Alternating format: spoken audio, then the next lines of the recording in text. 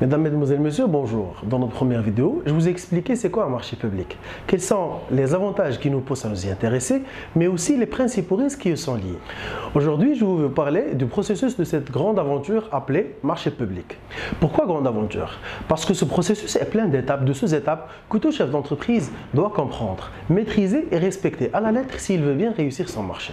Dans notre société, Etisalat Technologies, et avec le recul et l'expérience que nous avons cumulé dans le secteur des marchés publics, nous avons pu résumer ces phases en 4 grandes phases que nous avons appelées les 4 R. Repérer, remporter, réussir, recouvrer.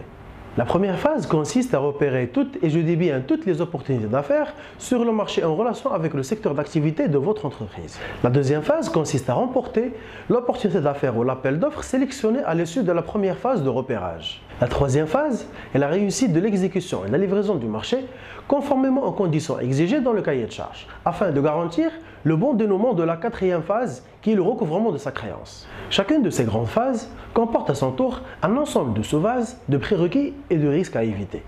Dans cette vidéo, je vais vous parler juste de la première étape qui est de repérer, qui comporte à son tour 4 sous-étapes. La première est ce qu'on appelle la préparation des conditions d'accès, telles que l'obtention des agréments métiers, l'obtention des agréments acheteurs, la préparation de la mise en place des lignes de financement, etc. La deuxième est la veille prévisionnelle,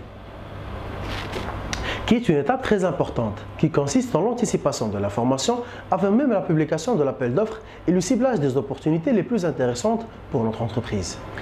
La troisième étape est celle de la préparation prévisionnelle des opportunités ciblées, qui consiste à se rapprocher de l'acheteur pour collecter le maximum d'informations nécessaires à la préparation des premiers éléments de réponse, le ciblage des partenaires potentiels, la préparation des premières estimations pour une meilleure appréciation des besoins de financement.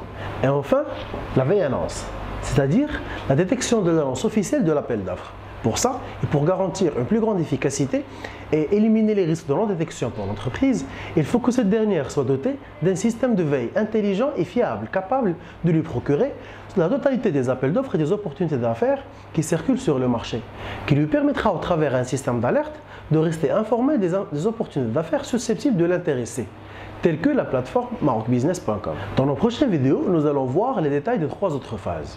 En attendant, si vous avez des questions ou des suggestions, n'hésitez pas à les partager avec nous sur notre bureau virtuel sur eConsaibook.